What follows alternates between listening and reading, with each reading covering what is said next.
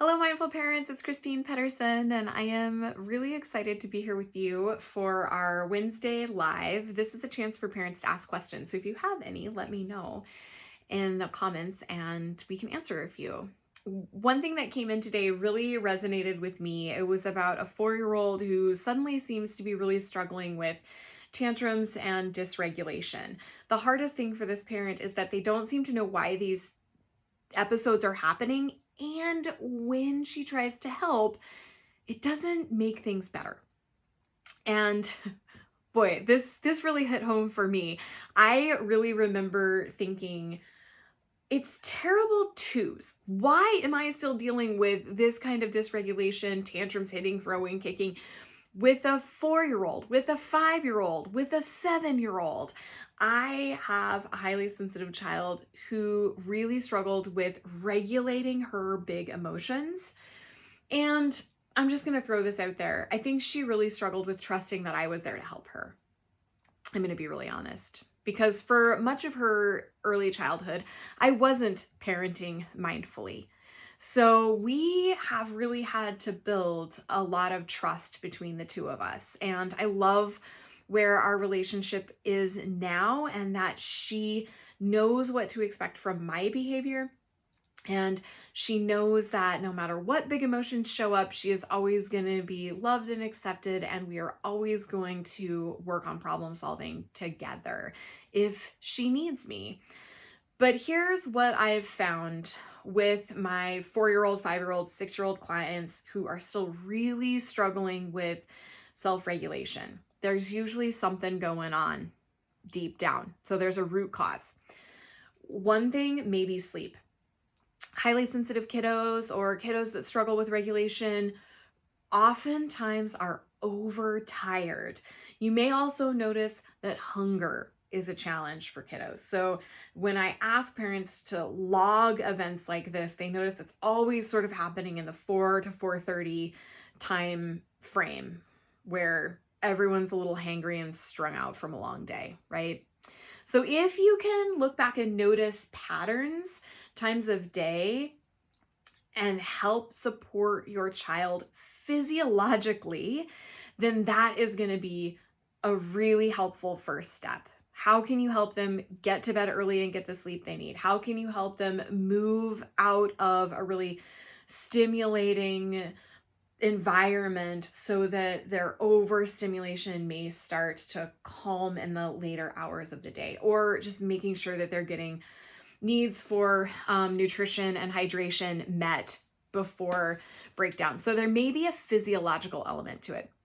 Although I notice that there's oftentimes a social emotional element to these things. So a transition happening, lack of control in this child's life, something changing, something new, something different that just feels unsteady and unsecure, and there's a child who is having a hard time with normally fine situations, right? And then suddenly they seem to be unable to regulate emotion, ask for what they need, or problem solve. So that's another thing I'm going to have you look at. Any sort of transitions, shifts, changes, or lack of power in that kiddo's life that might be leading to more tantrums, more poor choices, more violence than usual. Okay, that's totally normal and natural. And to be honest, during the summer, when we're off a routine, when we're staying up late at night, when we're traveling, when we have visitors, when we're camping, this tends to happen. It's uprooting, and it just causes a little bit of nervous system disruption at a base level, so that everything on top of that seems a little bit more difficult to handle. And that's okay. It's really great for you to know, though, because then you can talk about that. You can address ways to empower your child, to help them feel comforted, cozy, and to help them self-soothe. So when you're able to address that with your words and offer them solutions and options for how they can take care of themselves and how they can ask for help from you, that is going to be really, really helpful for them.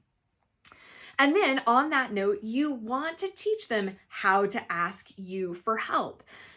For some children, it is just not helpful to try to come in and solve the problem for them. In fact, I really recommend for any dysregulated kiddo who is struggling to calm down after a really disappointing or frustrating situation, I recommend using books. There's a really great one. I cannot remember the author right now, but it's called Rabbit Listens. And it's a really great conversation about what we need as humans when we've had a disappointment or some sort of challenging, problematic, or even confrontational situation in the world. We really just need a good listener, a place to land and feel comforted without needing to fix or repair right away. So reading that book with your child and then asking yourself, how can I be the support person that my child needs me to be in these moments where they're really struggling with big feelings? That's going to be really helpful to ask yourself that question. And then I want you to also ask them, what is a good way for me to support you? Just like this little person in the story really needed Rabbit to come close and to provide comfort, but no words and just listening really helped calm them down. How can I be that person for you? And what kind of communication can we have where you can let me know that that's what you're needing, right? Maybe it's your child just doing this to you and you know that's a sign that they need quiet, or having a special like hand grasp. I know my 8-year-old still uses this when I am talking or even in a Zoom meeting, or I am talking with a friend at the supermarket. My child will put her hand on top of my hand just to let me know that she's getting impatient and that when I am done and could I wrap it up more quickly, please, she would like to say something. So that's our sign that she's getting frustrated and she needs my help. And it's really helpful. But if you can come up with some signs, some cues, something that would help your child communicate before they've completely lost their mind, it would be really helpful for you to be able to catch that and support them before they are in a place where they really cannot control their words or their body. Now, if they do sort of pitch over the edge and they're in a place where they're out of control, helping them to get to a safe place where they can have a moment of quiet separation from whatever stimulus is causing the challenge is going to be really, really helpful. So maybe that's bringing them to your bed. Maybe that's bringing them to a special corner that you have set up with a beanbag. Or maybe that's taking them to a chair and sitting with them. I had a kiddo who did not want me with her. I think she was really embarrassed when something like that would happen. So it felt a lot easier for her to calm down if I said, I love you and I want to be here with you as soon as you're ready. I can help you. I'm going to leave the room right now and let you calm down, but I'm right outside the door when you need me, or I'm right down the hall when you need me. Come and get me, or just open the door and I'll notice and come in to support you. So you might need to let them know ahead of time what you're going to do for them, and then how they can request help, or how they can signal to you that they're ready for a hug, or they're ready to make a request, or they're ready to move on.